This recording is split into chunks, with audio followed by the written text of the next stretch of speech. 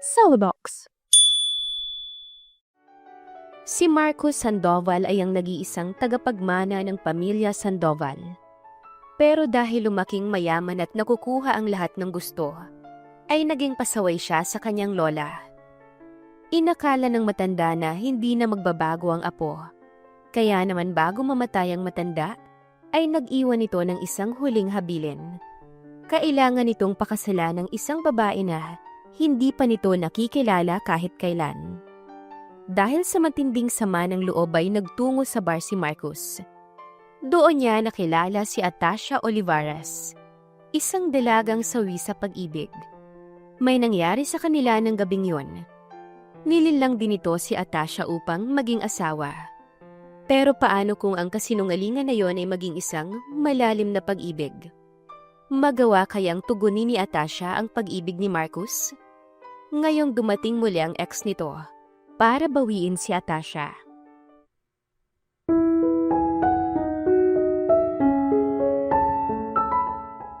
Naglalakad si Marcos sa kabuuan ng mall upang bisitahin ang bawat detalye sa pinapagawang extension ng mall. Nang bigla siyang nabunggo ng isang babae. Base sa suot nitong uniforme, ay nagtatrabaho ito sa kanyang mall. "Sorry po," mahinang usal ni Atasha. Nagtama ang mga mata nila. Pero ang dalaga ang unang nagbawi ng tingin sa kanya at agad na umalis. Naiwan siyang nakatingin sa dalagang tumatakbo habang sinusundan ng isang babae na naka-uniforme rin gaya nito. "Atasha!" Sigaw ng babaeng humahabol. Pero agad na huminto at yumukod nang makilala siya. "Hello po Sir Sandoval, pasensya na po kung tumakbo ko. Yung kaibigan ko po kasi hinahabol ko lang." Paliwanag nito na tinanguan naman niya. "Ano bang nangyari?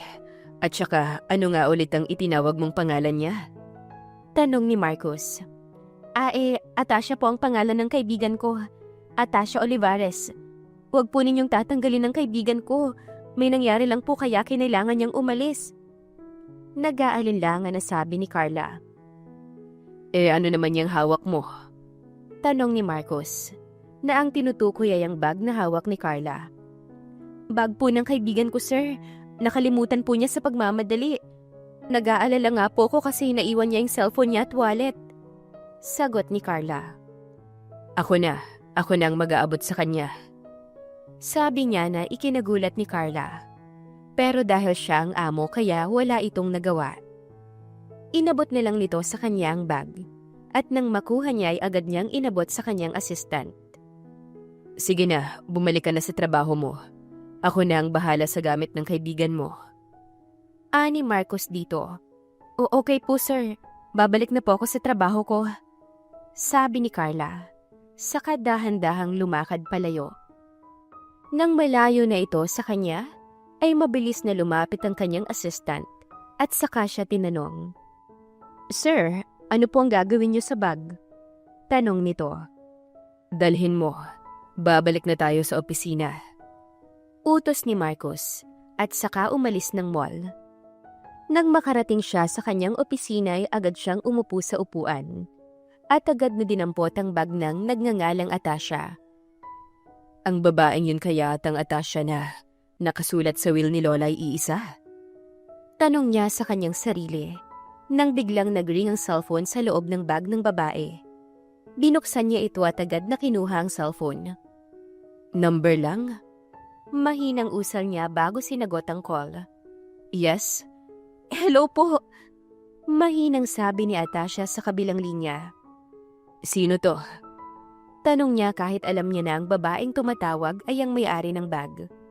"Sir, ako po yung may-ari ng cellphone at bag. Empleyado po ninyo ko at naka-assign po ako sa shoes department ng mall nyo." Mahinahong sabi nito sa kabilang linya. "Sabi po ng kaibigan ko, nasa inyo daw po ang bag ko." Sabi ni Atasha sa kanya na agad naman niyang sinagot. "Nasa akin nga ang mga gamit mo. Kung gusto mong kunin, pumunta ka sa opisina ko bukas." Ani Marcos na agad naman itong sinang-ayunan. Nang matapos ang usapan nila, naisipan ni Marcos na pumunta sa bar ng kaibigan niya. Pakiramdam kasi niya ay kailangan niyang magpahangin muna. Natuturete na kasi siya sa kakaisip sa will na iniwan ng kanyang lola. Alam naman niyang hindi siya naging masunuri na apo rito, dahil puro inom at babae lang ang alam niyang gawin noon. Kaya nang mamatay ang lola niya, ay talagang nagimbal siya sa natuklasan. Sa loob ng 1 buwan, kailangan niyang mahanap ang nagngangalang Atasha Olivares upang ito ay pakasalan. Dahil kung hindi siya magpapakasal sa babaeng nagngangalang Atasha, dito mapupunta ang lahat ng ari-arian ng mga Sandoval. At siya, walang makukuha kundi ang bahay lang na naiwan ng kanyang mga magulang. Halos nakakadalawang bote na siya ng beer nang may babaeng nakaagaw sa kanyang atensyon. Teka, ito ang babaeng nakabungguan niya kanina, si Atasha. Tanong ni Marcos sa kanyang sarili, habang minamasdan ng dalagang hindi na makatayo ng tuwid. Pero patuloy pa rin sa pangungulit habang inaawat ng kaibigang si Carla. Hoy bruha! Umayos ka nga! Naiiritang sigaw ni Carla, hanggang sa bigla itong sumigaw. Makinig kayo! Kung sino ang unang lalaking lumapit sa akin ngayon, hahalikan ko! Malakas na sigaw nito. Pero tinakpan ni Carla ang bibig ni Atasha at saka ngumiti sa mga lalaking nakatingin. Pasensya na kayo. Huwag niyong intindihin ng kaibigan ko. Luka-luka lang to. Usapang lasing lang ang lumalabas sa bibig niya. Sabi ni Carla habang nakatakip pa rin sa bibig ng kaibigan. Hoy bruha! Pagka talaga hindi ka tumigil dyan, susuntukin na kita hanggang sa makatulog ka. May gigil na banta ni Carla kay Atasha. Lumapit naman siya sa mga ito at ambang magsasalita. At tatanungin ko anong problema, nang biglang lumapit sa kanya si Atasha at walang sabing hinalikan siya. Nalinti ka na! Bulalas ni Carla. Saka nito hinila si Atasha palayo sa kanya. Pasensya na po kayo sir, lasing lang po ang kaibigan ko. Sabi ni Carla habang kagat-kagat ang ibabang labi. Pasensya na po talaga sir, iuwi ko na po ang kaibigan ko. Hindi na kailangan. Ako na ang bahalang maghatid sa kanya at sayo. Sabi ni Marcos na ikinagulat ni Carla. Wala naman itong nagawa dahil binuhat na niya si Atasha at dinala sa kotse. Naunang ipinahatid ni Marcos sa driver niya si Carla. Pero bago sila tuluyang umalis, ay kinuha ni Carla ang cellphone nito sa bag. Boss, kayo na pong bahala sa kaibigan ko ha? At saka pwede po bang kuhanan kayo ng picture? Gusto ko lang po na maging safe ang kaibigan ko. Pahabol na sabi ni Carla sa kanya na tinanguan naman niya. Huwag kang mag-alala. Wala akong gagawing masama sa kaibigan mo. Gusto ko lang siyang makausap dahil may gusto lang akong malaman. Aniya na tinanguan lang ni Carla, bago tuluyang tumalikod at lumakad paalis. Uy, si boss to ah! Malakas na sigaw ni Atasha habang nasa kotse. Napailing naman si Marcos sa ingay nito at sa sobrang likot. Hindi rin niya maipaliwanag ang amoy nito. Hindi naman ito mabaho. Actually, nakakaakit ang amoy nito. Pinaghalong amoy ng alak at pabangong hindi niya maipaliwanag kung anong brand. Boss, saan po natin dadalhin si ma'am? Tanong ng driver kay Marcos. Sa hotel.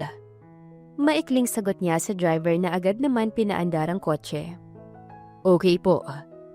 Yun na lang ang sinabi nito. Hanggang sa makarating sila ng hotel.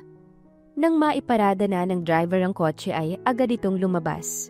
At agad nitong binuksan ang pinto niya.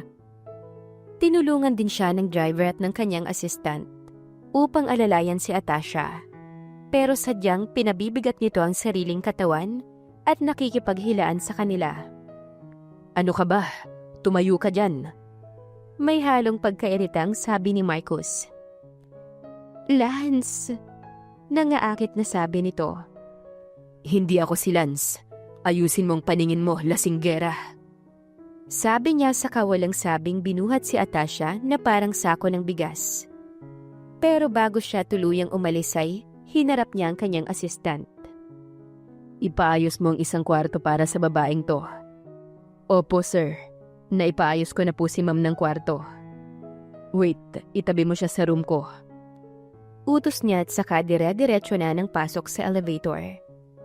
Nang makarating na sila sa tapat ng kwarto nito, ay mabilis niyang naipasok si Atasha at nailapag sa kama nito. Paalis na sana sila ng kanyang assistant nang biglang may dumamba sa likuran niya, si Atasha, habang hinahalika ng batok niya. Dam. Naibulalas niya na pasimpleng tinawanan ng kanyang assistant. Kiss me. Wika nito pero hindi niya yon pinansin. Hindi kasi siya yung tipo ng lalaki na gagawa ng masama sa babaeng wala sa sarili. Iligo mo na yan. Sabi niya sa kamuling inihiga ang dalaga. Pero nang palayo na ulit siya ay muli na naman siyang niyakap ni Atasha at muling hinalikan. Pigil na pigil siya sa kanyang sarili. Kilala mo ba kung sino ko? Tanong pa niya na nginisihan nito bago siya kinindatan. Ikaw si Lance. Sabi nito sa kamuling tinawid ang pagitan ng kanilang mga labi. Napapikit siya sa kapusukan ng dalaga, pero pinigil talaga niya ang kanyang sarili. Gusto niyang sigawan ito matapos mapagkamalan siyang ibang lalaki. Huminga siya ng malalim at saka muling inilayo ang babae sa mukha niya. Binuhat niya ito at mabilis na ipinulupot sa katawan nito ang kumot ng hotel. Ikulong niya ang babaeng yan at huwag na huwag niyong pagbubuksan. Kahit pa magwala pa sa loob yan ng magdamag. Bukas ng umaga niyo na siya palabasin. Kapag matino na, maliwanag. Paggising niya, idiretso niyo sa akin. Utos niya saka mabilis na bumalik sa kwartong nakalaan naman para sa kanya. Sa bagay, doon naman talaga siya nag-i-stay dahil ginawa na niyang opisina ang isang buong floor ng hotel. Masakit ang ulo ni Atasha nang magising siya sa hindi pamilyar na lugar. Nasaan ba ako? Aniya saka sinipat ang sarili. Nang makita niya na suot pa rin niya ang damit kagabi, ay nakahinga siya ng maluwag. Agad siyang tumayo at nagtungo sa pinto para buksan niyon, ngunit nakalak. Teka, bakit ako nakalak dito? Aniya sa sarili tsaka kinalabog ng malakas ang pinto. Sinong nasa labas? Buksan niyo to! Sigaw niya na agad namang may tumugon.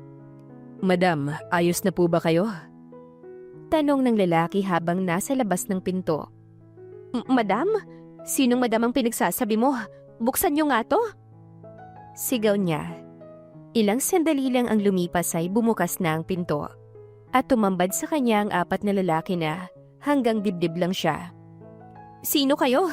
At bakit ako napunta dito? Taas kilay niyang tanong sa apat na lalaki. Dinala po kayo ng boss namin dito kagabi sa sobra ninyong kalasingan. Sagot ng isa sa mga lalaki. Boss niyo? Bakit naman niya ako dadalhin dito? Kilala ko ba siya? Tanong niya na bahagyang umatras sa mga to. Opo, madam. Ang totoo nga po ay kanina pa po kayo niya hinihintay sa kabilang kwarto. Ako? At bakit? Masungit pa rin niyang sabi. Pero hindi pinansin ng mga ito ang katarayan niya. Kaya sumigaw na lamang siya ng malakas para mawala ang stress niya. Bakit nga kasi ako nandito? Si Carla, nasaan ang bruhang yon?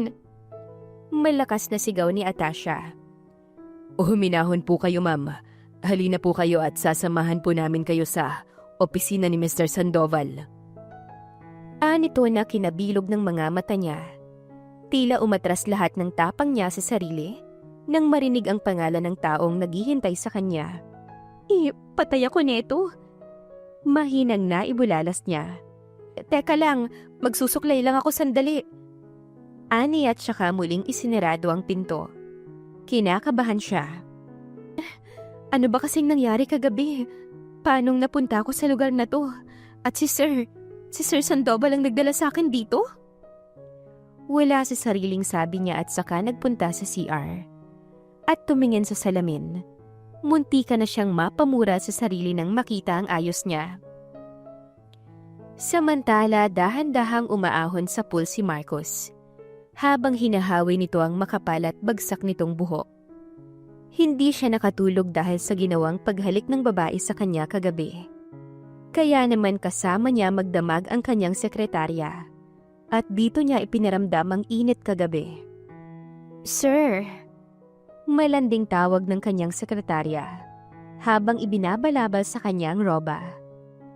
Bago pa lamang ito bilang sekretarya at pangalawang araw pa lamang nito sa trabaho, ngunit may nangyari na kaagad sa kanilang dalawa kagabi matapos niya itong tawagan.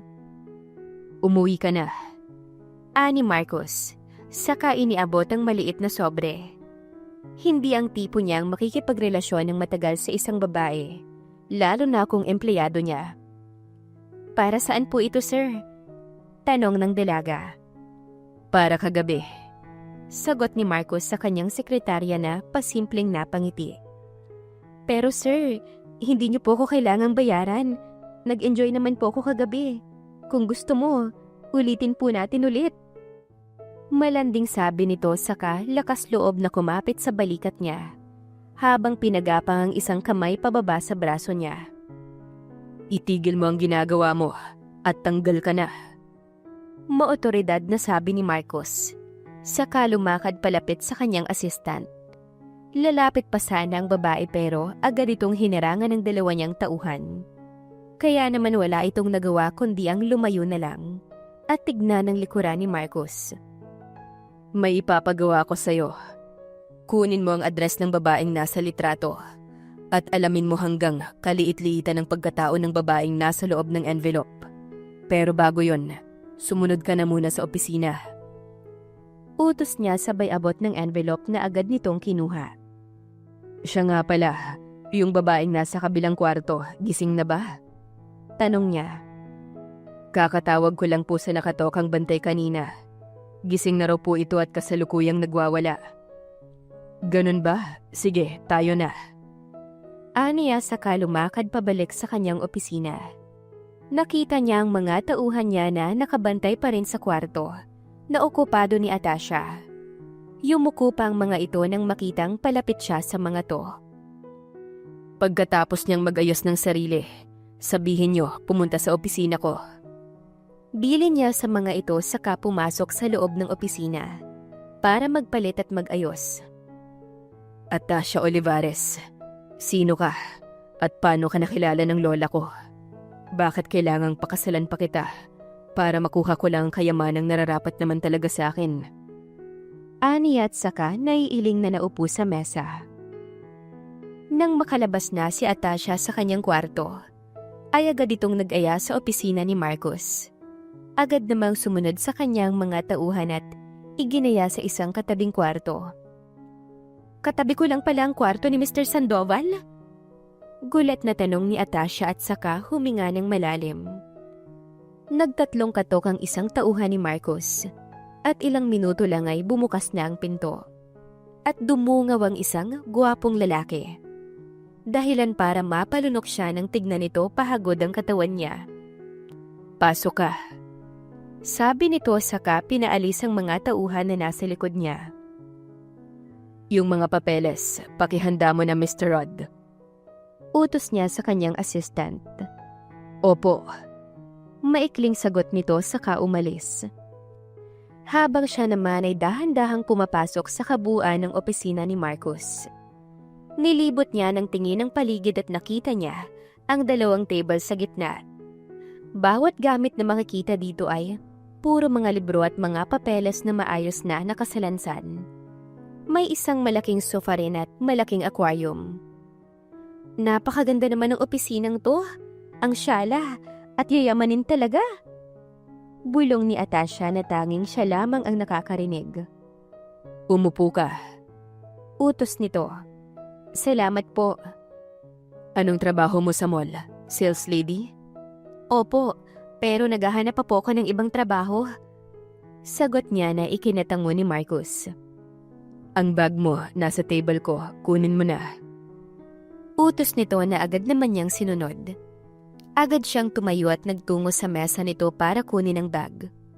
Pero bago pa niya madampot ng tuluyan ng bagay, napansin niyang papalapit sa kanyang binata. Kinabahan kaagad siya.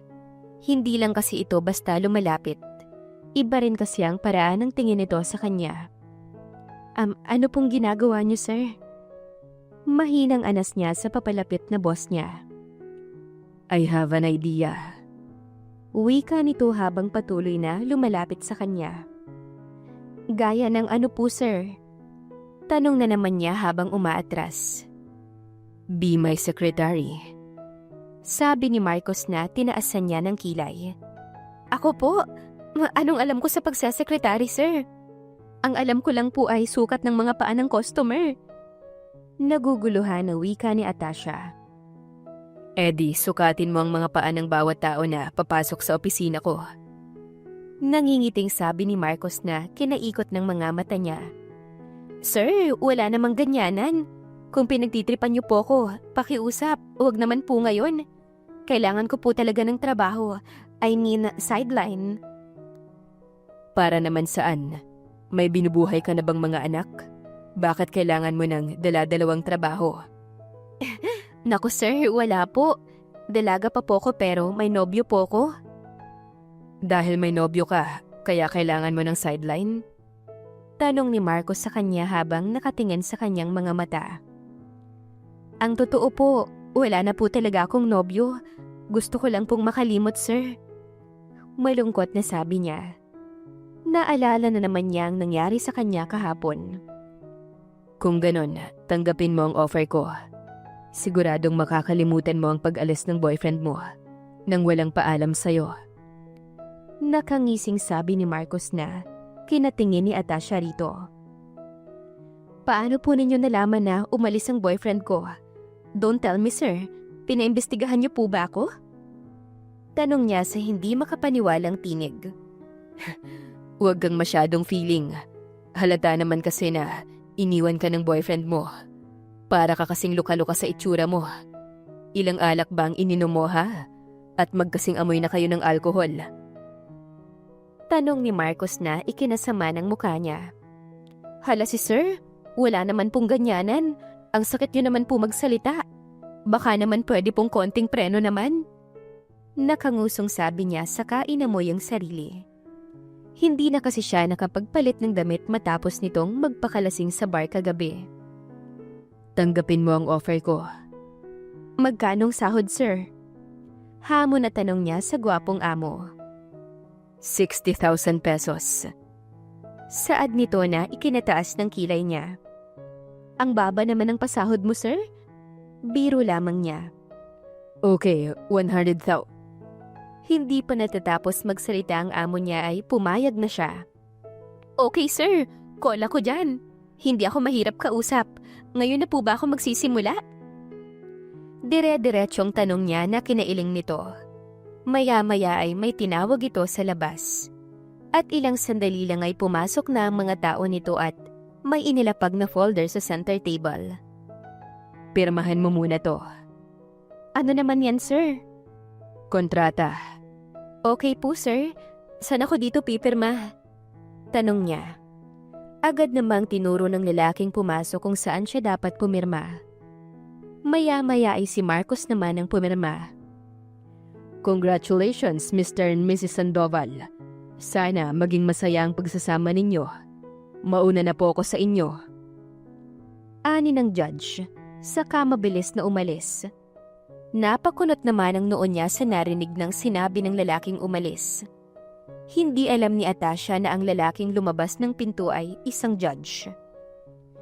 Mrs. Sandoval daw, sir? Patawa masyado ang tauhan niyo, sir. Aniya pero ngiti lang ang sinagot ni Marcos. Huwag mo na akong tawaging sir. Marcos na lang itawag mo sa akin. Utos nito na agad na kinakunot ng noo ni Atasha. Ganon? Pero sir, boss ko po kayo, hindi ba? Kanina yon. Oo nga pala, maligo ka na. Pinakuha na kita ng mga gamit mo.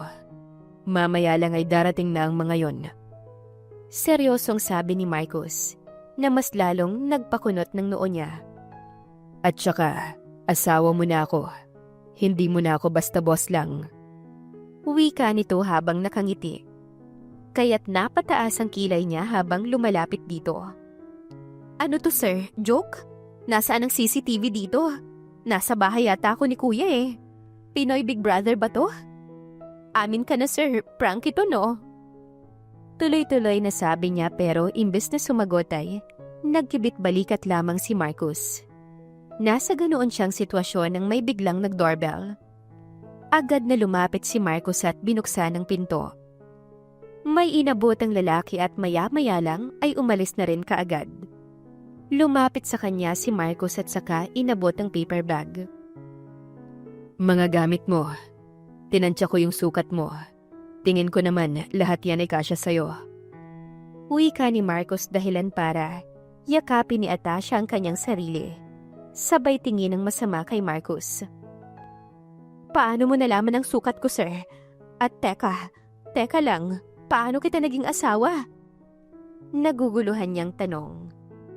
Kakapirma mo pa lang sa marriage contract natin kanina. Hindi mo pala binasa? Akala ko kasi binasa mo. Nakangising sabi nito. Ang alam kong pinirmahan ko ay kontrata para sa pagiging sekretary ko. Wala ka nang magagawa pa. Asawa na kita. At isa ka ng Sandoval mula ngayon. Sandoval ka dyan. Wala akong pakialam sa apelyido mo. May nobyo ko. Pero iniwan ka niya para sundin ang utos ng mga magulang niya. Paano mo nalaman ang lahat ng yun? Umamin ka nga. Pinaimbestigahan mo talaga ako? Kung oo, may magagawa ka ba? Oo, hindi kita gusto at wala akong pakialam sa apelyido mo. Trabahong hanap ko at hindi asawa. At kung asawa man ang kailangan ko, hindi ikaw ang pakakasalan ko. Galit na wika niya. Pakiramdam kasi niya ay pinagkaisahan siya. Kahapon lamang siya iniwan ng nobyo, tapos ngayon naman ay kasal na siya? Sabay takbo sa pinto ngunit pagbukas niya, 4 na tao ang nasa labas.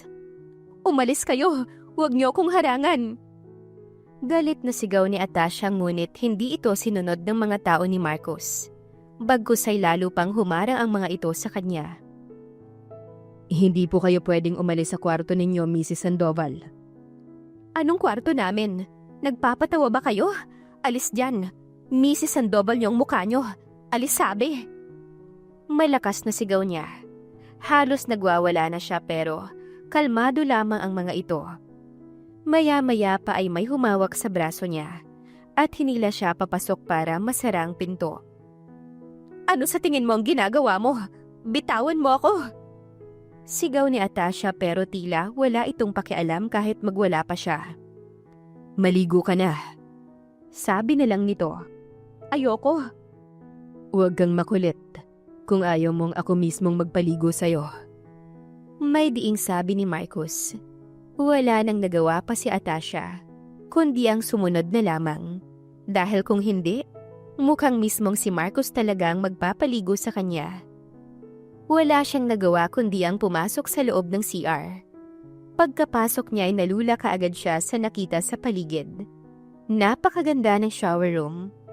Agad siyang naengganyong maghubad ng damit at lumusong sa napakalaking jacuzzi bathtub. Ang sarap sa feeling, pag mapera at mayaman ka talaga, para kang prinsesa at prinsipe. Pero ano ang dahilan ng taong yon? At ako ang pinili niyang maging asawa. Naguguluhan ako. Mahinang usal niya bago niya iniloblob ang katawan at ulo sa bathtub. Nakailang tingin si Marco sa kanyang wristwatch. Dahil halos 2 oras na sa loob ng shower room si Atasha. Agad siyang lumapit para katukin ang pinto. Pero wala talagang sumasagot sa kanya. Halos kalabugin na nga niya pero kahit konting kaluskos ay wala. Kaya agad siyang lumabas at pinakuha sa tao niya ang duplicate key ng CR. Agad namang tumalima ang mga tao niya at agad nakuha ang susi. Akin na. Agad niyang binuksan ang pinto. At doon niya nakita si Atasha na panatag na natutulog habang hubot-hubad na nakalubog ang katawan sa tubig. Agad namang tumalikod ang kanyang assistant. Sir, magpapatawag na po ba ako ng ambulansya? Tanong ng assistant na kaagad naman niyang inilingan. Hindi na, umalis ka na. Mahinang utos ni Marcus na agad namang umalis.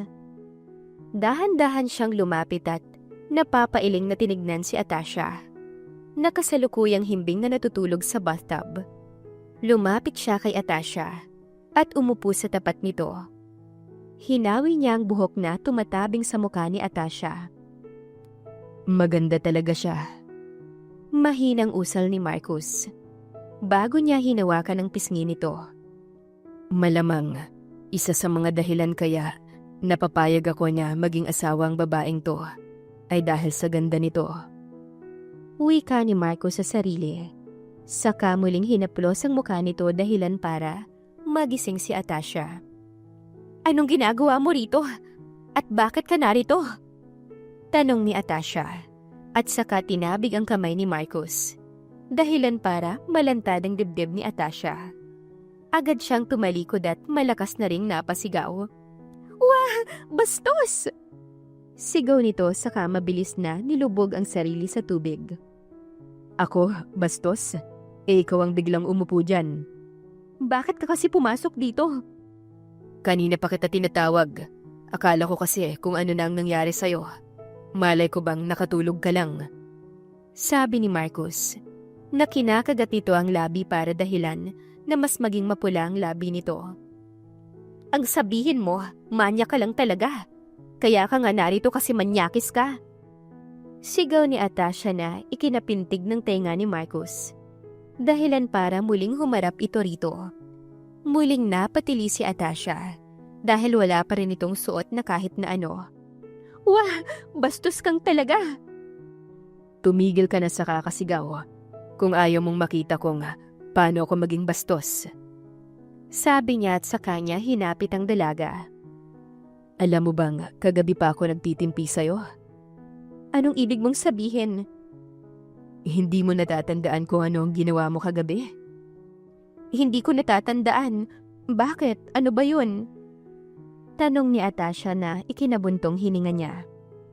Talaga? Alam mo bang muntik nang may mangyari sa atin kagabi kung hindi lang ako nakapagpigil? Wala akong maalala. Tanggi pa rin ito na kinangisi niya.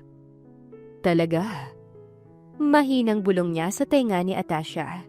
Sa kanya hinalikan ang mga labi nito na kanina pa niya gustong halikan. Itinulak siya nito pero tila wala iyong lakas. Dahil mas pinalalim pa niya ang halik dito. Mali ito, sabi ni Atasha nang saglit niyang pakawala ng labi nito. Kalokohan to, bitawan mo ko. Anito pero imbes na pakawalan niya ang labi ng dalaga, ay mas lalo pa niya itong hinalikan. Asawa kita, kaya walang mali, sabi ni Marcus. Saka muling hinalikan ng mga labi ni Atasha. Narinig niya ang mahinang ungol nito, dahilan para mas lalo siyang mabaliw sa mga labi nito. Gumapang na rin ang kamay niya mula sa likod nito hanggang sa dibdib. Napaliyad pa ito lalo dahil sa ginawa niyang kapangahasan. Dahilan para magpasya siyang buhatin si Atasha. Ay saglit! Anong ginagawa mo? Ibaba mo ko! Anito habang nagpupamiglas sa mga bisig niya. Pero imbes na ibaba niya ito gaya ng gusto nito, siniil niya ulit ito ng halik. Saka siya lumapit sa salamin at binuksan ang cabinet, habang buhat-buhat si Atasha. Buhat-buhat pa rin si Atasha ni Marcus, habang nakaharap sila sa isang malaking salamin. May kinakalikot ito sa isang maliit na cabinet. At maya-maya pa'y biglang nag-slide ng salamin at bumungad sa kanya ang isang sekretong kwarto sa loob ng CR. May isang napakalaking kama sa loob. Pinasok siya ni Marcos sa loob at dahan-dahan na inihiga. Nang tuluyan na silang nasa loob ay kusang nagsara ang salamin ng kwarto. Hanggang sa sila na lang ang naroon. Niyakap niya ang sariling kahubda nang mapansin niyang nakahantad ang katawan niya sa harapan ni Marcos. Tumalikod ka nga. Ano bang ginagawa mo? Bakit dinala mo ko rito? Sigaw niya pero imbes na umalis ito sa harapan niya ay ngumiti lamang ito. Yung ngiting hindi nakakaloko. Dahil parang inaakit pa siya nito. Hindi tama to. Lumayo ka sa akin. Sabi niya pero imbes na lumayo ay dahan-dahan pa itong yumuko para mahalikan ang kanyang labi. Napapikit siya sa ginawa nito. Lalo pa ng palalim ng palalim ang ginagawa nitong paghalik. Yung tipong halik pa lang ang ginagawa nito pero para na siyang nababaliw. Nagiging malikot na rin ang mainit na mga kamay nito. Yung init na nakakawala ng kanyang katinuan. Hanggang sa napansin niya na tinutugon niya na ang bawat galaw nito sa ibabaw niya. Nagising si Atasha sa matinding lamig na nararamdaman. Habang dahan-dahan niyang iminumulat ang mga mata, nayakap na rin niya ang sarili sa sobrang lamig ng aircon na dumadampi sa buong katawan niya. Napatingin siya sa gilid ng kama. Wala na si Marcus, kaya napaupo siya. Ang sakit ng katawan ko. Napapangiwing sabi ni Atasha sa kanyang sarili. Tatayo na sana siya pero agad niyang nahila ang kumot. Nang biglang bumukas ang salamin at pumasok si Marcus. Seryoso na ang mukha nito na parang walang namagitan sa kanilang dalawa kagabi. Gising ka na pala. Kung ganon, mag-ayos ka na. May kailangan tayong pag-usapan sa labas. Anito sa mabaritonong tinig. Kinabahan siya sa paraan ng salita nito, pero mas pinili niyang maging kalmado. Hindi niya gustong makita siya ni Marcus, na parang mahinang babae. Alam niyang mababang babae lang ang tingin nito sa kanya, dahil nagawa niyang ipaubaya ang sarili niya rito. Napakuyom siya ng kamay sa isiping, naibigay niya ang pinaka-iniingatan niyang pagkababae sa lalaking hindi naman niya kilala at hindi niya mahal. Sige, mag-aayos lang ako. Sabi niya rito. Tumingin ito sa kanya pero hindi niya mabasa kung ano at kung para saan ba ang tingin na ipinukol nito sa kanya. Lumabas ka na. Sabi niya sa kanya ito nilabanan ng titigan. Ito ang unang yumuko at lumabas. Mabilis siyang tumayo at mabilis na inayos ang sarili at lumabas sa banyo. Automatic na nasara ang kwarto pag alis niya. Napatingin siya sa kabuuan ng CR. Parang buong bahay na nila ito noon. Pero dito, restroom lamang ito. Matapos niyang tignan ng paligid ay nagpasya na siyang lumabas ng CR. Nakita niya si Marcus na nakaupo sa sofa. Habang nakatayo sa gilid ang assistant nito.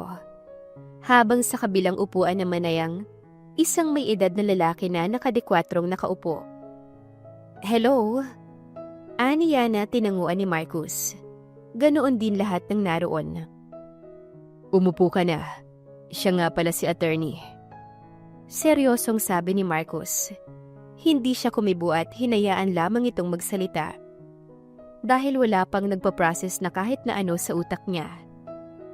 Gaya ng sabi ko sa iyo kagabi, kasal na tayo. Patuloy nito. Pero bakit ako ang napili mo? Nagtataka talaga ako. Direktang sabi niya sa kanya ito tinignan sa mga mata. Nakita niya ang pagbuntong hininga nito bago umupo ng maayos at hinarap siya.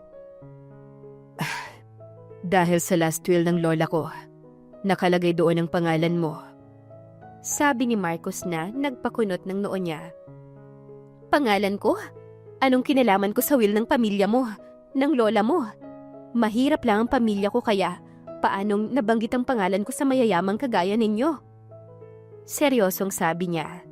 Saka tinitigan ng walang kurap si Marcus. Hindi niya alam kung saan siya maiinis. Sa sarili ba niya o sa lalaking nasa harapan niya? May nangyari sa kanila kagabi pero parang baliwala lamang dito ang nangyari. Kailangan kitang pakasalan para makuha ang kayamanan ko. Dahil kung hindi kita pakakasalan, lahat ng ari-arian na pinaghirapan ng pamilya ko ay mapupunta lang sa ibang tao. Sabi ni Marcus na nagpataas ng kilay niya. Mas lalo siyang naguluhan. Sa dinabi-dami ng mga mayayaman sa mundo, siya pa talagang napili ng mga to? Hinarap niya ang attorney nito at kinausap. Attorney, anong ibig sabihin ng sinasabi ng lalaking to? Pwede po bang kayo nang magpaliwanag sa akin? Kinasal kami? Wala namang kasalan na nangyari. Pirmahan meron, pero kasal wala. Kaya paano ako nagkaasawa kung niloko lang nila ako marehistro ang kasal? Una sa lahat, ako si Attorney Canlas, ang attorney ng pamilya Sandoval. Kinagagal akong makilala ka, Miss Olivares. Nito saka nilahad ang kamay sa harap niya, na agad naman niyang tinanggap. Naguguluhan po kasi ako Paanong nasabit ang pangalan ko sa pamilyang Sandoval? Tanong muli niya. Dahil ikaw ang apo ni Cedes Olivares, ang matalik na kaibigan ni Doña Melinda. Inilagay ka ni Doña Melinda sa last will nito dahil yun ang usapan nila na ipagkakasundo ang mga apo nila sa isa't isa. Kailangan kang mapakasalan para makuha niya ang kayamanan ng pamilya Sandoval.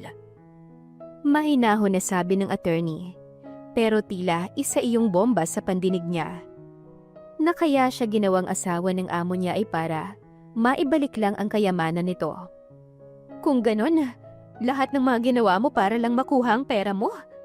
Bakit kasi sinali niyo pa ako sa gulo ng pamilya mo? Naiiyak niyang tanong sa mga to. At ikaw, ang sama ng ugali mo. Sinira mo ang buhay ko. Inis niyang sigaw kay Marcus. Wala siyang pakialam kung narinig siya ng kung sino. Basta kailangan niyang mailabas ang galit niya. Dahil sobrang sama ng loob niya. Pakiramdam niya, naloko siya ng 2 lalaki sa mundo ng isang araw. Kahapon lang, iniwan ako ng siraulo kong boyfriend dahil mahirap lang daw ang pamilya ko. Kaya ayaw sa akin ang pamilya niya. Tapos ikaw naman, niloko mo ko. Pinapirma mo ko at sinabing kontrata lamang yun sa trabaho ko. Yun pala, para maging asawa mo at mabawi ang kayamanan mo. Bakit? Akala niyo ba talaga sa akin? Habol lang ang mga pera niyo? Bakit ang sama niyo sa akin? Naiiyak niyang sabi. 1 taon lang naman. Pagkatapos nun, pwede na tayong mag-file ng annulment. Bibigyan kita ng pera at bahay.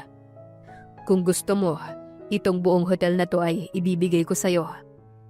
Sabi nito sa kanya na sinamaan niya ng tingin. Ano? 1 taon akong magtitiis sa'yo? Paano kung ayokong makisama sa'yo? Sabi niya saka tumingin sa attorney. Attorney, paano kung nagpakasalang ako pero hindi ako makikisama sa kanya ng 1 taon? Anong mangyayari? Tanong niya sa attorney na agad namang napatingin kay Marcus. Mapapasayo ang lahat ng ari-arian ng mga Sandoval. Sabi nito na kinangisi niya. Napatingin siya kay Marcus na may nakapaskil na nakakalokong ngiti. Kung ganon, hindi ako makikisama sa kanya kahit kasal pa kami. Sabi nito na kinaalma ni Marcus. Napatayo ito at akmang lalapit sa kanya. Hindi pwede. Hindi ako papayag. Ni Marcus pero pinatahimik siya at pinaupo ng attorney. Kung yan ang pasya mo, yan ang masusunod. Pero gaya ni Mr. Sandoval, may kailangan ka rin gawin para makuha ang mga kayamanan ng mga Sandoval. Mahinahong sabi nito saka tumingin kay Marcus at Atasha. Okay, sige, ano yun? Tanong niya. Titira ka sa lumang mansyon ng mga Sandoval sa loob ng 1 taon. Sabi ng attorney na agad niyang kinangiti. Hindi ka aalis doon. Hindi ka magtatrabaho. Dahil may darating na allowance sa'yo weekly. Doon ka lang. At ang tanging gagawin mo lang doon ay muling ibalik ang ganda ng mansyon. Sabi nito na kinasimangot niya. Parang magiging katulong muna ako? Bago makuha ang pera ng ugok na to? Okay, fine. Kaya ko yun. Aniya saka inirapan si Marcus. Kung ganon, kailangan mong pumirma dito. Nasa oras na hindi mo matupad ang 1 taong pagtira sa mansyon ng mga Sandoval. Babalik lahat ng ari-arian kay Mr. Marcos Sandoval. Sabi nito na agad inilahad sa mesa ang mga papeles na dapat pirmahan. Hindi na siya nagtanong pa. Basta pumirma na lang siya. Nang makapirma siya ay agad kinuha ng attorney ang papel at inilagay sa envelope. Mamaya po ay kailangan nyo nang umuwi doon sa mansyon. Sabi ni attorney na agad naman niyang tinanguan. Sandali po attorney. Siguro naman dahil sa akin lahat mapupunta ang ari-arian ng mga Sandoval. Ako lang titira sa bahay na yon? Hindi po. Yung bahay na yon. Mga magulang ni Mr. Marcos Sandoval ang nagpundar. Kaya yun na lang ang natirang pamana kay Marcos. Kaya ang ending, dahil wala ng pera si Mr. Sandoval, Doon na rin siya titira sa lumang mansyon ng kanyang mga magulang. Nito na nagpanganga sa kanya. Baliwala pala ang ginawa niyang pakikipaglaban kanina. Dahil ang ending pala ng usapan, magkakasama pa rin sila sa ayaw at sa gusto nila. Pagkasabi nito ay agad na ring umalis ang attorney at naiwan siyang natitigilan sa loob ng opisina ni Marcus. Ang talino ni Lola. Naisip niya talaga yon. Kumbaga, wala tayong choice pareho, kundi ang magsama sa iisang bahay. Nangingiting sabi ni Marcos sa kanya. Siya naman ay napapasabunot sa buhok habang napapaisip. Ang talino ninyong maglola. Kunwari pinaparusahan ka pero parang pabor pa rin sa'yo ang lahat ng gusto niya. At dahil nakapirma na naman ako sa isang kasunduan, wala na naman akong magagawa kundi ang sumunod sa nakasulat. Ako ang talo. Aniya saka napapakagat-labi. Naluluha na rin siya dahil sa sobrang inis na nararamdaman niya. Napabuntong hininga siya habang itinitingala ang ulo niya para hindi bumuhos ang luha sa kanyang mga mata. Ibigay mo sa akin ang address ng mansyon niyo. Aniya rito. Sumabay ka na sa akin. Aya ni Marcos sa kanya, pero isang masamang tingin lang ang ipinukol niya rito. Naiinis talaga siya, pero wala siyang nagawa kaya sa bandang huli, sumabay na lamang siya rito. Hindi naman pinasama ni Marcos ang assistant nito sa sinasakyan nila, kaya sila lang ang nasa loob ng kotse. Naka-convoy lang ang isang sasakyan sa kanila, kaya sila lang ang naroon. About sa nangyari sa atin kagabi, hindi ko alam na ako ang una. Sabi nito sa kanya. Okay lang, at least asawa naman kita kahit kalokohan lang. Yun naman ang pangarap ko eh. Ibigay ang sarili ko sa magiging asawa ko. Naibigay ko naman pero hindi ko nga lang mahal. Aniya nang hindi tumitingin sa kausap niya. Napatingin siya sa labas ng bintana at tinitignan lang ang mga iba't ibang ilaw. Nasa ganun siyang ayos nang maramdaman niya ang pag-vibrate ng cellphone niya. Nakita niya ang name ni Carla sa screen, kaya sinagot na lamang niya. Pero dahil hindi niya marinig at maintindihan ang sinasabi ng kaibigan, ay inilagay niya sa loudspeaker ang cellphone. Ulitin mo nga ang sinasabi mo, hindi kita maintindihan kanina. Aniya sa kabilang linya. Bruha, kagabi pa kita tinatawagan, bakit ngayon ka lang sumagot? Bakit? May masya-shocking pa ba sa nangyari sa akin ngayong araw? Tanong niya rito pero bigla siyang natigilan sa narinig na sinabi ni Carla. Maski si Marcos ay biglang napapreno at napatingin sa kanya nang marinig ang sinabi ni Carla sa kanya. Bruha, si Lance, nandito sa bahay kagabi pa. Hindi pala siya tumuloy sa Amerika. Hindi ka raw niya kayang iwan. Kagabi ka pa niya hinahanap sa akin. Nasaan ka na ba? Saan ka ba dinala ni boss? Ayos ka lang ba? Si Lance? Nasaan siya kamo? Nasa inyo? Wait, pupunta. Biglang naputol na sabi niya nang biglang hiklatin ni Marcos ang cellphone niya. Anong ginagawa mo? Akin na nga ang cellphone ko. Inis na sabi niya. Maya-maya ay tinig na ni Lance ang kanyang narinig. Siya, hindi ako umalis. Nasaan ka? Ako nang pupunta sa'yo. Kailangan kitang makausap. Sabi ni Lance na kinaiyak niya. Paano na ang gagawin niya ngayon? Nang biglang kunin ni Marcos ang cellphone at saka ini-off at itinapon sa backseat ng sasakyan. Bakit mo ginawa yun? Sigaw niya rito saka hinampas ito sa balikat. Hindi siya nito pinansin, basta na lamang pinatakbo nito ang kotse. Hindi na rin siya umimik. Wala silang imika ni Atasha sa sasakyan, pero pasimple niyang tinitignan ang bawat kilos nito. May ngiti na ang mga mata nito hindi kagaya kanina. Marahil kaya masaya ito ay dahil nakausap nito ang boyfriend niya. Ang saya mo ah. Hindi ko lang ine-expect na sa dami ng maling nangyari sa akin kanina.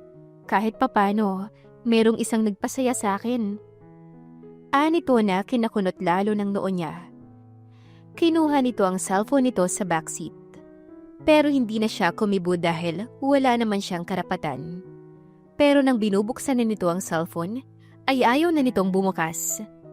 Kinuha nito ang charger niya sa kotse at isinaksak ang cellphone nito. Pero ayaw na talagang bumukas. Kaya naman napatingin nito ng masama sa kanya.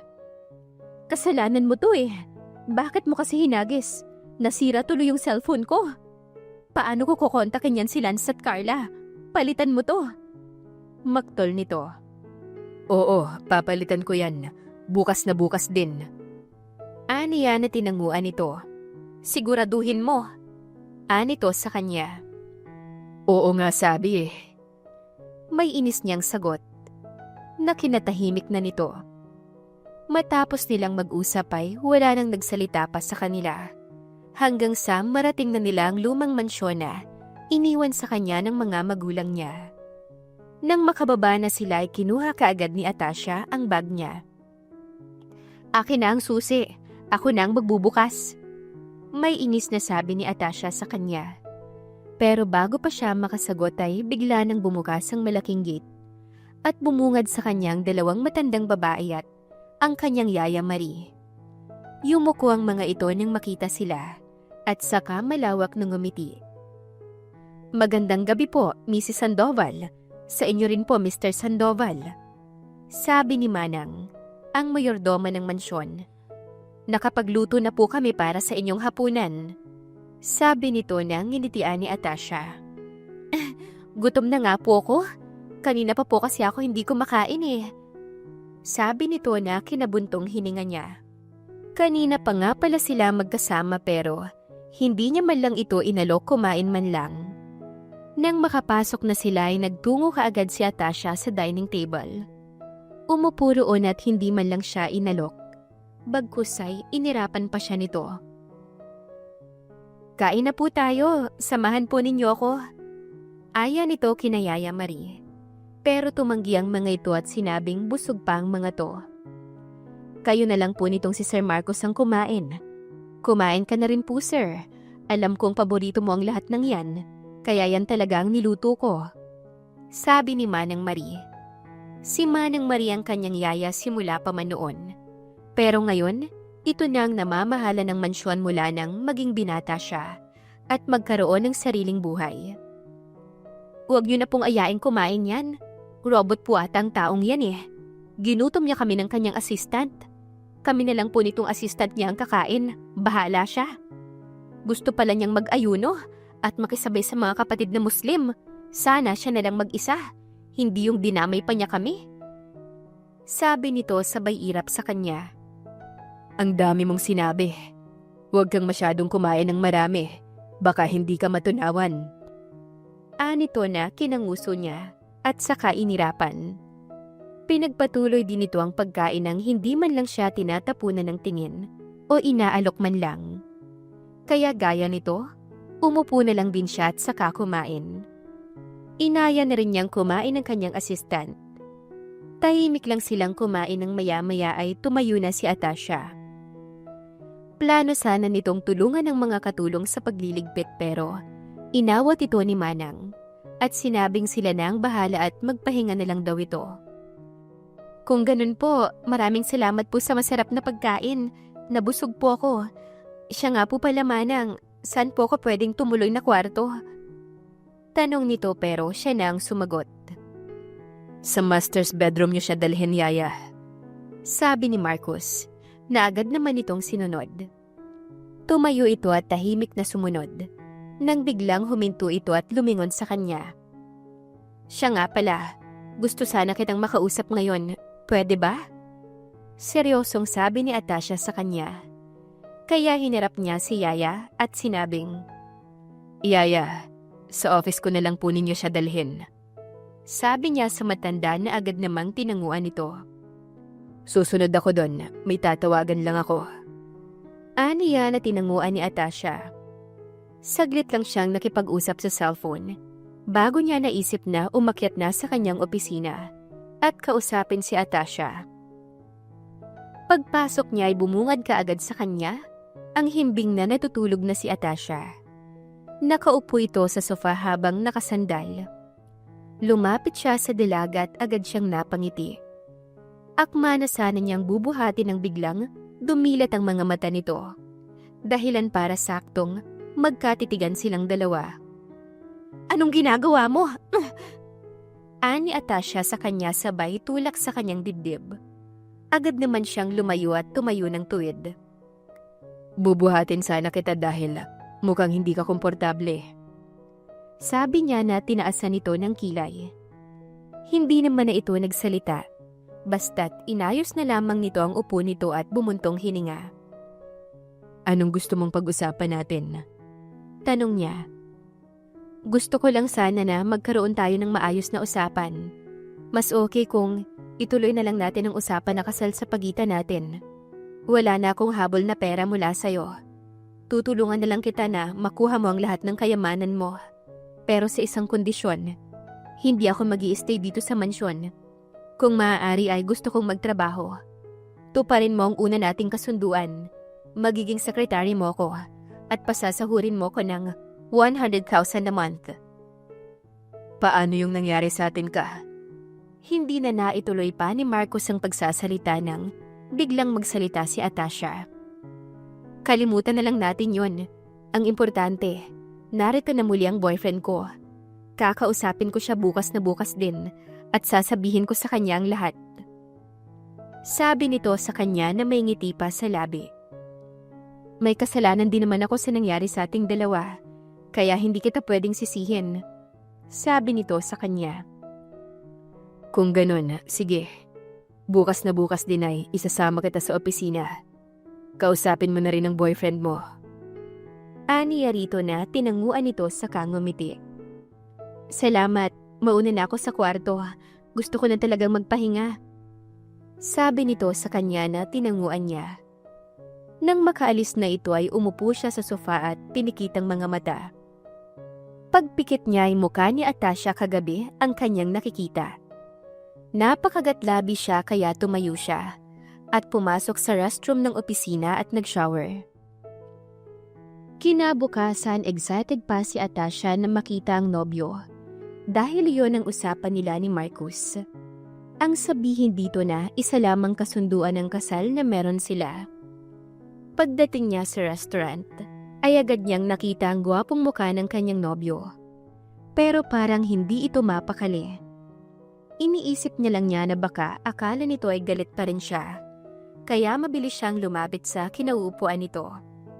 "Lance, kanina ka pa?" Tanong niya na inilingan nito. Bahagya pa nga itong nagulat pero agad ding ngumiti. Hindi naman. Halos kadarating ko lang din." Sagot nito sa kanya. "Upo ka." Alok nito na agad niyang sinunod. Umupo siya at masayang tinignan nito. "Akala ko talaga iniwan mo na ako." Aniya rito. Nakita pa niyang napayuko ito at sa kamay, kinuhang maliit na papel na may kulay cream na ribbon. "Sorry, Atasha." Sabi nito na kinakunot niya ng noo. Napatingin din siya sa papel na inabot ni Lance sa kanya. Nang tignan niyang maigi kung ano yon, ay nakita niyang isang card. Pagbukas niya ay nagulat siya sa nakita. Pangalan ni Lance at ng isang babae.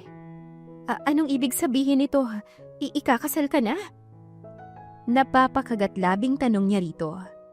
Nakita niyang tumango ito ngunit hindi magawang tignan ang kanyang mga mata. Nawala na rin ang saya ng mukha niya at napalitan na yon ng kalungkutan. Bahagya siyang natawa sa sarili. Anong karapatan niyang mag-demand kung siya nga ay kasal na sa ibang lalaki? "Patawarin mo ko, Atasha. Hindi ko gustong lokohin ka. Wala akong magawa dahil siyang gusto ng mga magulang ko." Anito sa kanya. Tumingala siya para huwag tumulo ang mga luha niya sa mga mata. Pero kahit anong tingala niya, ay tumulo pa rin iyon. Agad niyang pinahid ang luhang naglandas sa mukha niya, at saka tinitigan ito. Okay na siguro ang ganito. Kailangan din itong malaman na kasal na siya, kaya hindi na rin sila pwedeng magsama pa. "May gusto rin akong ipagtapat sa'yo, Lance. Kasal na nga pala ako." Sabi niya na agad, ikinatingala nito. Nakita niya ang gulat sa mukha ni Lance at mabilis na pagkunot ng noo. Paanong nangyaring kasal ka na? Nung isang araw lang tayo naghiwalay. Tapos ngayon, sasabihin mo may asawa ka na. Pasensya ka na. Alam kong galit ka lang sa akin. Kaya mo nasasabi ang mga imposibleng bagay na yan. Sabi nito nang bigla siyang mapatingin kay Marcus. Palapit ito sa kinauupuan niya. At nang makalapit na ito sa mesa nila, ay agad na napatingin sila sa kanilang dalawa. Totoo ang sinasabi niya. Kasal na kaming dalawa. Asawa ko na si Atasha. Sabi pa ni Marcus na kinaawang ng labi niya. Hindi niya ine-expect na lalapit si Marcus sa kanila at ipapakilala ang sarili kay Lance. Ako si Marcus Sandoval, asawa ni Atasha. Kitang-kita niya ang papalit-palit ng tingin nito sa kanila ni Marcus. Imposible. Ako ang mahal ni Atasha. Sabi ni Lance. Nang biglang hilain ni Marcus ang kamay niya, kaya't napatayo siya. Pagtayo niya'y hinila na kaagad siya ni Marcus palayo roon. Hindi naman na siya hinabol pa ni Lance, na lalong nagpasama ng loob niya. Hindi niya namalaya na tumutulo na pala ang luha niya sa mga mata. Pinasok naman siya ni Marcus sa kotse at mabilis na kinabit ang seatbelt niya. Huwag kang umiyak, Atasha. Utos na sabi ni Marcus sa kanya, kaya pinahid niya ang kanyang mga luha sa mata. Uwi na tayo. Nakangiti nitong sabi sa kanya at saka pinaandar ang sasakyan. Mabuti na rin na nangyari to. At least kahit papano, alam mong hindi ikaw ang priority niya, kundi ang gusto ng mga magulang niya. Sabi nito. Hindi niya alam kung nakikisimpatya ba ang salita ni Marcus sa kanya o kasinungalingan lang ang lahat. Paanong naging mabuti? Ang sakit kaya? May lungkot niyang sabi. Hindi naman nakakibupa si Marcus. Kinabukasan ay masakit ang ulo niya at maga ang kanyang mga mata. Magdamag kasi siyang umiyak.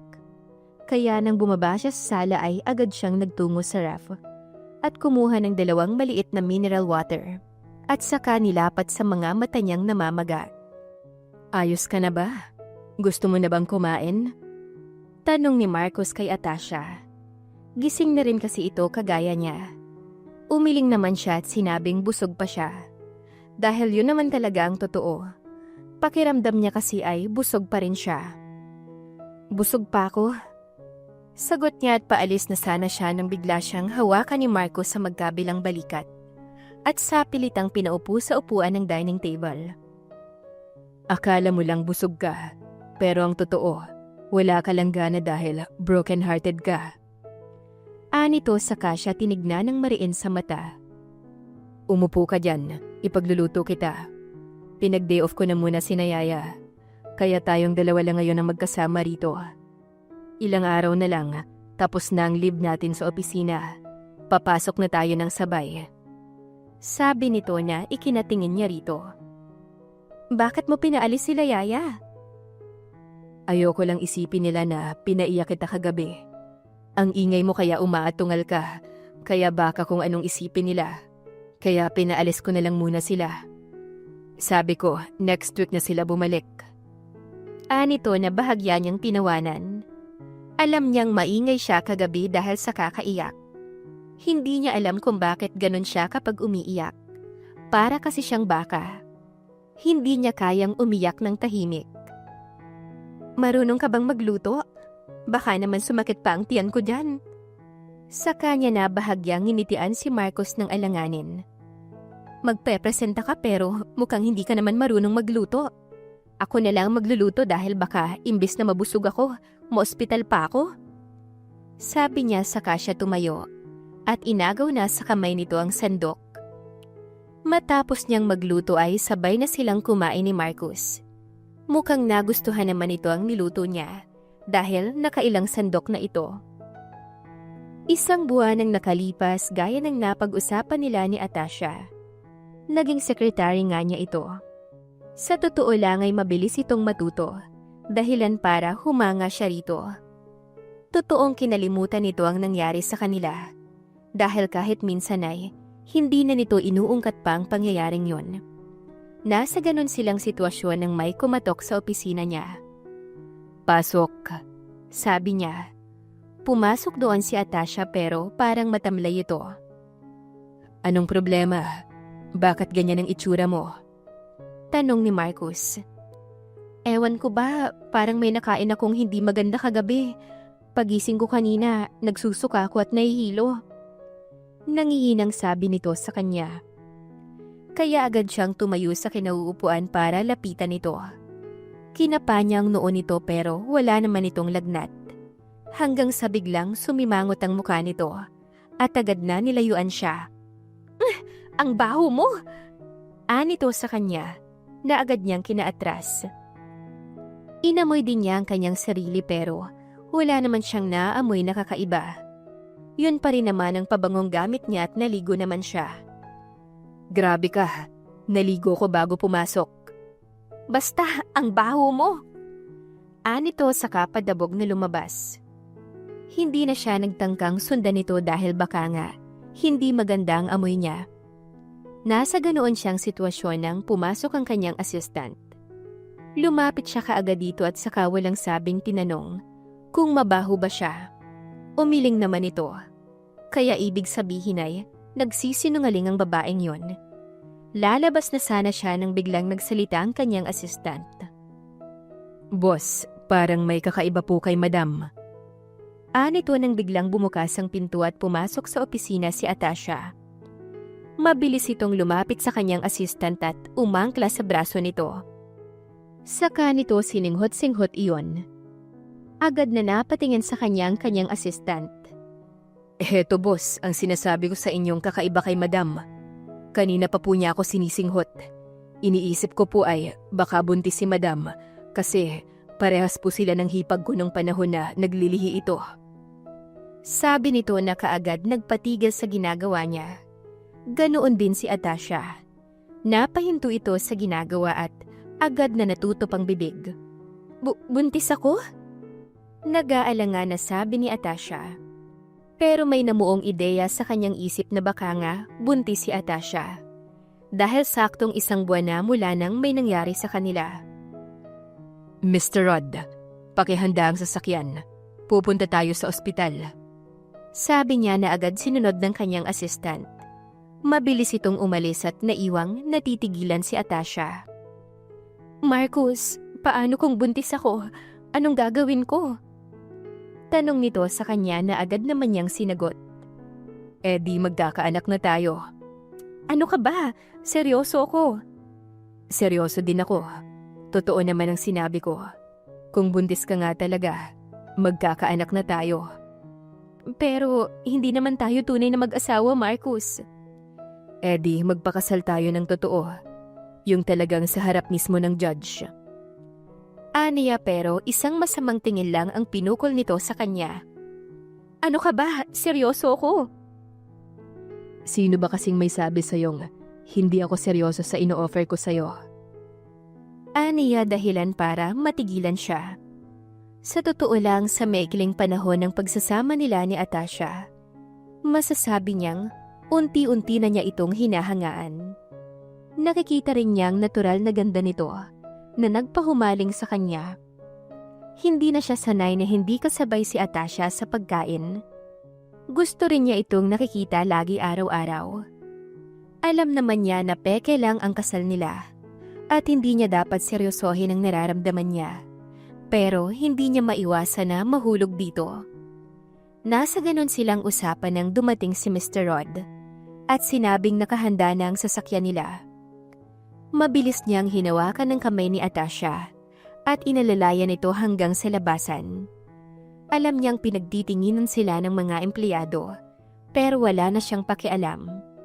Wala kasing nakakaalam sa relasyon nila kundi si Mr. Rod lang. "Congratulations po sa inyo, Mommy, Daddy. Positive po ang result. 4 weeks pregnant na si Mrs." Masayang balita ng doktor sa kanila. Parehas silang natigilan. Pero kahit ine-expect niya na talagang buntis si Atasha, kakaiba pa rin ang nararamdaman niya ngayong personal na ibinalita sa kanya na magiging daddy na siya. Halo-halong emosyon ang nararamdaman ni Atasha nang malaman niyang nagbunga ang nangyari sa kanila noon ni Marcus. Napatingin siya sa mukha nito. Hindi niya kakabakasan ng pagkadismaya sa mukha si Marcus. Bagkus ay parang excited pa itong humarap sa kanya at malawak na ngumiti. "Magkakababy na tayo, Atasha." Masayang sabi ni Marcus sa kanya na kinangiti rin niya. Hindi niya alam kung saan siya masaya. Kung yun bang dahil sa buntis siya o dahil sa nakita niyang masaya si Marcus habang nakatingin sa kanya.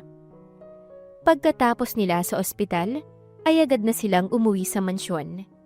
Aaminin niya, nauhulog na talaga siya kay Marcus. Akala kasi niya rito noon, isa itong happy-go-lucky na mayaman na hindi marunong magseryoso sa buhay. Pero nang makasama niya na ito sa iisang bubong, nakita niya kung gaano ka-gentleman si Marcus. Minsan nga'y nag-e-expect siya na baka kaya lang mabait si Marcus sa kanya, ay dahil may gusto na rin ito sa kanya. "Atasha." Tawag ni Marcus sa kanya na agad nagpabalik sa kanyang ulirat. Ano? Bakit? May problema ba?" Mahinang bulong niya. "Magpakasal na tayo. Pero this time, ihaharap na kita sa altar." Biglang sinabi nito na nagpagulat sa kanya. "Ano ka ba? Ayoko naman na pakakasalan mo ko dahil lang nabuntis mo ko." Sabi niya. "Paano kung hindi lang dahil sa buntis ka, kaya gusto kitang pakasalan? Paano kung sabihin sa'yo na kaya kita gustong pakasalan ay dahil mahal na kita? Matatanggap mo ba ako?" Tanong nito na nagpaiyak sa kanya. Bahagya pa nga siyang nagulat nang bigla siyang kabigi ni Marcus at halikan.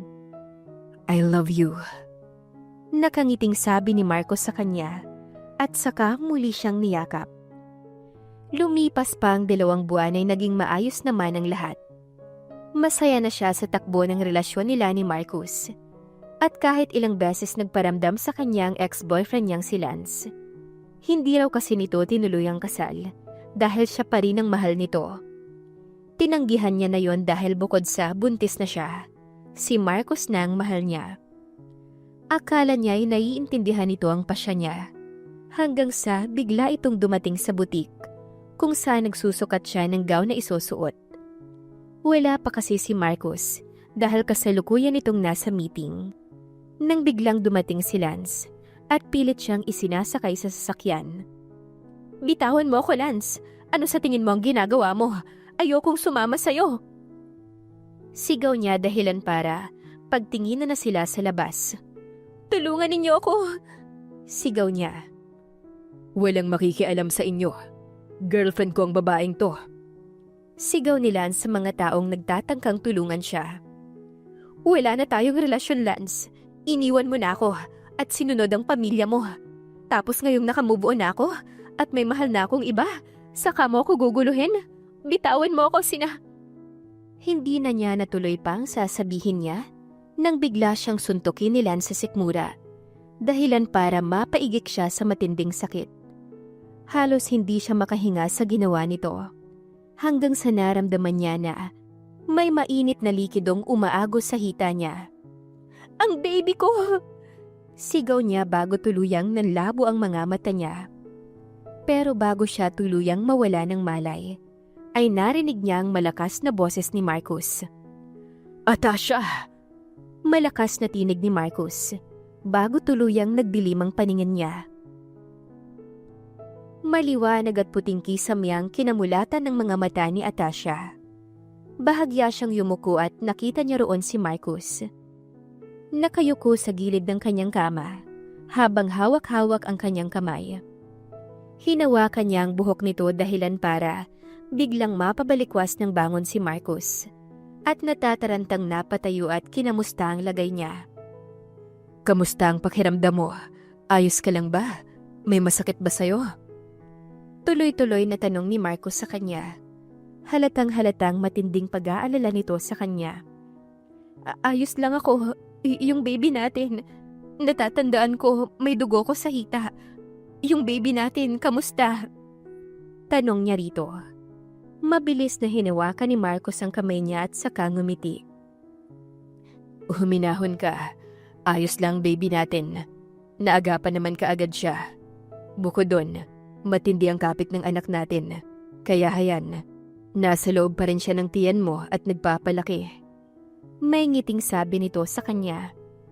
Si Lance, ang walang hiyang Lance na yon, nasaan siya? Mapapatay ko siya. Galit na sigaw ni Atasha, pero pinakalma siya ni Marcos. Nakakulong na siya. Hinding-hindi ako papayag na hindi niya pagbayaran ang ginawa niya sa inyo ng anak ko. May impit na galit na sabi ni Marcos, bago siya hinarap at niyakap. Huwag mo na siyang intindihin. Magpagaling ka na riyan para makapagpakasal na tayong dalawa.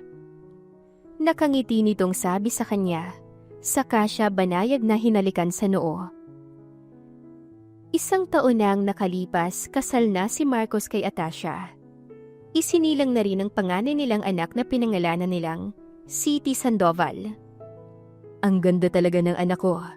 Manang-mana ka talaga kay Daddy. Ni Marcos na tinawanan ni Atasha. Talaga ba? Tignan mong maigi ang anak natin. Mula ulo hanggang paa sa akin lahat nakuha. Ang pagyayabang na sabi niya na sinang-ayunan na lamang ni Marcos. Pag ganito na kasi ang usapan, kailangan na niyang magpaubaya dahil kung hindi, sa labas siya ng kwarto matutulog. Oo, ikaw na ang kamukha ni City. Pero kapag tulog na siya, baka pwede namang ibigay mo na siya kay Yaya. Ungot niya. Bahagyang natawa si Atasha nang umuso siya. Huwag mo nga akong madaan-daan sa kagaganyan mo. Maliit pa si City. Sabi ni Atasha. Tumingin siya kay Yaya Marie at tila nakuha nito ang ibig niyang sabihin. Ay naku ma'am, ako na ang bahala dito kay Baby City. Babantayan ko po siyang maigi. Nakangiting sabi ni Yaya Marie. Ay naku Yaya, itong alaga po ninyo, lagi ninyong kinukonsinte. Nakakatampo kayo. Biro ni Atasha na tinawanan ng lahat. Kinabig naman niya si Atasha at saka ito binulungan. Gawa na tayo ng junior. Malamig nitong bulong sa tenga niya. Ano ka ba? Paano kung babae ulit? Anong gagawin mo? Eddie, iisa pa tayo ulit hanggang sa maging junior na. Ni Marcos. Saka malakas na nagtawanan ng lahat. Maya-maya pa ay mismong si Atasha na ang humila sa kanya at kumindat. Wakas. Maraming salamat po sa pagtangkilik ng aming mga kwento. Nagmamahal, Inday Series.